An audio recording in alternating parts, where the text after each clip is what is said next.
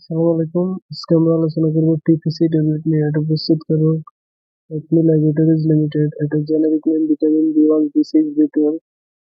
এটা per piece 11 টাকা করে, এক প্যাকেট দাম 330 টাকা করে। নির্দেশনা কি জন্য টিপিসি ট্যাবলেট খাওয়া হয়? হাতে পায়ে জ্বালা পোড়া, ঝিনঝিন করা, মাথা ব্যথার জন্য ডাক্তারগণ দিয়ে থাকেন। এছাড়াও এই ট্যাবলেটটি নিম্নলিখিত রোগের চিকিৎসার জন্য নির্দেশিত হয়: ডায়াবেটিস, অ্যালকোহলিক বা টক্সিক নিউরোপ্যাথির মতো যেকোনো দীর্ঘমেয়াদী neuropathy, neuritis, neuralgia, cervical syndrome, পা ও হাতের দীর্ঘমেয়াদী neuropathy, লাভাঙ্গ, sciatica, myalgia, intercostal neuralgia, herpes zoster, trigeminal neuralgia, মুখ পেশির অবসাদা। উপাদান: প্রতিটি ট্যাবলেটে আছে vitamin B one thymine monohydrate, vitamin বি6 পাইরিডক্সিল hydrochloride, vitamin বি12 cyanocobalamin. Pharmacology: vitamin B one শর্করা, ফ্যাটি অ্যাসিড এবং অ্যামাইনো অ্যাসিডকে শক্তিতে রূপান্তর করে, স্নায়ুর স্বাস্থ্য ও মন ভালো রাখে এবং হৃৎপিণ্ড শক্তিশালী করে।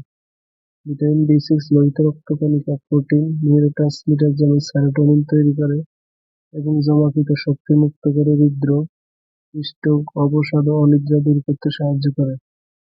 ভিটামিন বি12 কোষে প্রতিলিপি ও লোহিত রক্তকণিকা তৈরির জন্য দরকার, যা রক্তশূন্যতা, অবসাদ, স্নায়ুর ব্যথা, অসারতা, রক্ত জমাট বাঁধা সমস্যা এবং হৃদরোগজনিত ঝুঁকি কমায়।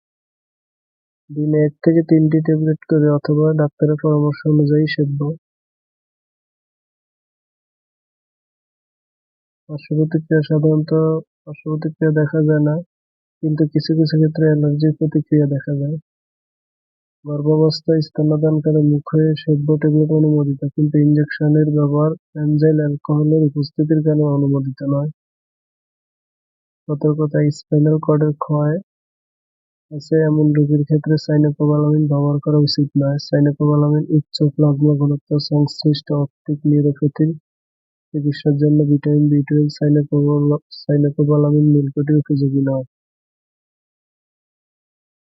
থেরাপিউটিক্যাল class: specific combined vitamin preparation.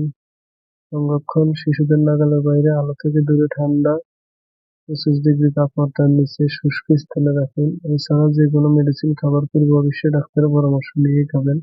নিজে নিজে ভিডিও দেখে কোনো ওষুধ খাবেন না। ধন্যবাদ।